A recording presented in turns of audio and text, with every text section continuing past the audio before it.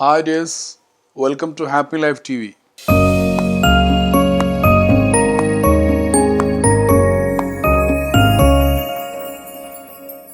പ്രസവ വേദനയുടെ പല കാരണങ്ങളും അതിൻ്റെ പല പരിഹാരങ്ങളും കഴിഞ്ഞ പല എപ്പിസോഡുകളിലൂടെയുമായി നാം ചർച്ച ചെയ്തിട്ടുണ്ട്.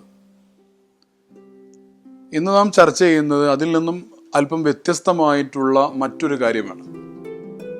അതായത് പ്രസവത്തിൽ സ്ത്രീകൾക്ക് പലപ്പോഴും പ്രയാസങ്ങൾ ഉണ്ടാക്കുന്ന പ്രസവ വേദന കൂടുവാനും ഒരുപക്ഷെ സങ്കീർണത ഉണ്ടാകുവാനും കാരണമാകുന്ന ഒരുപക്ഷെ നാം ഇനിയും തിരിച്ചറിഞ്ഞിട്ടില്ലാത്ത മറ്റൊരു കാര്യം കൂടെയാണ് ഇന്നത്തെ ഈ എപ്പിസോഡിൽ നാം ചർച്ച ചെയ്യുന്നത്.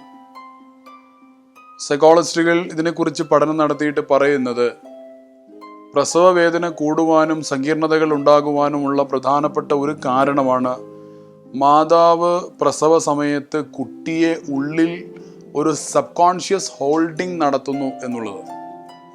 എന്ന് പറഞ്ഞാൽ 9 മാസക്കാലം ഈ സ്ത്രീയുടെ ശരീരത്തിൻ്റെ ഭാഗമായി സ്ത്രീയുടെ ശരീരത്തിൻ്റെ അകത്ത് അതിനുള്ളിൽ കിടന്ന് വളരുകയും അതിനുള്ളിൽ ജീവിക്കുകയും ഏകദേശം അവസാന കാലമാകുമ്പോഴേക്കും എന്ന് പറഞ്ഞാൽ പ്രസവത്തിൻ്റെ തൊട്ട് മുമ്പുള്ള ദിവസങ്ങൾ എത്തുമ്പോഴേക്കും ചലനങ്ങളും മറ്റുള്ള പല കാര്യങ്ങളും തിരിച്ചറിയുകയും ചെയ്ത് ഉള്ളിൽ സംരക്ഷിച്ചിരുന്ന ഈ കുട്ടിയെ പുറത്തേക്ക് വിടാൻ തയ്യാറല്ലാത്ത ഒരു മാനസികാവസ്ഥ നാം പോലും അറിയാതെ നമ്മുടെ ഉപബോധ മനസ്സിൽ അങ്ങനെയുള്ള ഒരു ഹോൾഡിംഗ്, ഒരു പിടിച്ചുവെക്കൽ നടക്കുന്നു എന്ന് മനഃശാസ്ത്ര അവരുടെ പഠനങ്ങളിൽ കണ്ടെത്തിയിട്ടുണ്ട്.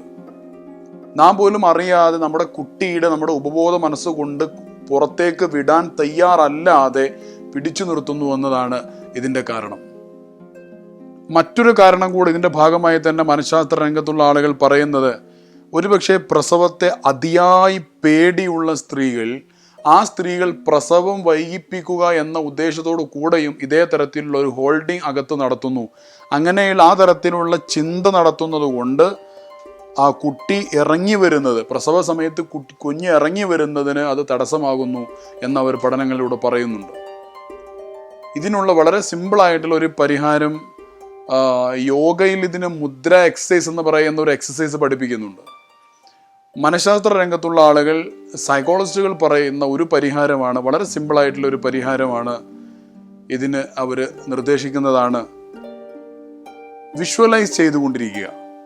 അതായത് ഈ അകത്തുള്ള ഈ കുഞ്ഞിനെ നാം കയ്യിൽ വാരിയെടുത്ത് കളിപ്പിക്കുന്നതും ആ കുഞ്ഞിനെ കുളിപ്പിക്കുന്നതും ആ കുഞ്ഞിനെ മാറോട് അണക്കുന്നതും ആ കുഞ്ഞുമായിട്ട് യാത്ര പോകുന്നതും ആ കുഞ്ഞിൻ്റെ കൂടെ നാം പലയിടത്തും ഇരിക്കുന്നതും നടക്കുന്നതും അങ്ങനെയുള്ള ആ കുഞ്ഞുമായി ബന്ധപ്പെട്ട ആ കുഞ്ഞ് പുറത്തു വന്ന് അതിനെ കളിപ്പിക്കുന്നതും അങ്ങനെയുള്ള ഒരുപാട് കാര്യങ്ങൾ തുടർച്ചയായിട്ട് ഗർഭിണികൾ വിഷ്വലൈസ് ചെയ്തുകൊണ്ടിരുന്നു കഴിഞ്ഞാൽ ഒരുപക്ഷെ നാം പോലും അറിയാതെ അങ്ങനെയുള്ള ഒരു സബ്കോൺഷ്യസ് ഹോൾഡിംഗ് ഉള്ളിൽ നടക്കുന്നുണ്ടെങ്കിൽ അതിൽ നിന്ന് നമുക്ക് രക്ഷപ്പെടാൻ സാധിക്കും.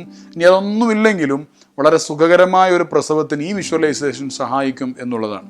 അപ്പം അതുകൊണ്ട് തീർച്ചയായിട്ടും ഇതുകൂടെ ഉൾപ്പെടുത്തി ഇതുകൂടെ ഉൾക്കൊണ്ടുകൊണ്ട് അതിനനുസരിച്ച് കാര്യങ്ങൾ ചെയ്യുവാൻ കൂടെ നമുക്ക് സാധിക്കുകയാണെങ്കിൽ, കഴിഞ്ഞ എപ്പിസോഡുകൾ പറഞ്ഞ കാര്യങ്ങൾ കൂടെ ശ്രദ്ധിച്ചുകൊണ്ട് നാം മുന്നോട്ട് പോവുകയാണെങ്കിൽ തീർച്ചയായിട്ടും വളരെയധികം സന്തോഷകരമായ സുഖപ്രസവം തന്നെ, പേര് മാത്രമല്ല സുഖപ്രസവം തന്നെ നമുക്ക് നേടുവാൻ, നമ്മുടെ സഹോദരിമാർക്ക് അത് നേടുവാൻ സാധിക്കുന്നതാണ്.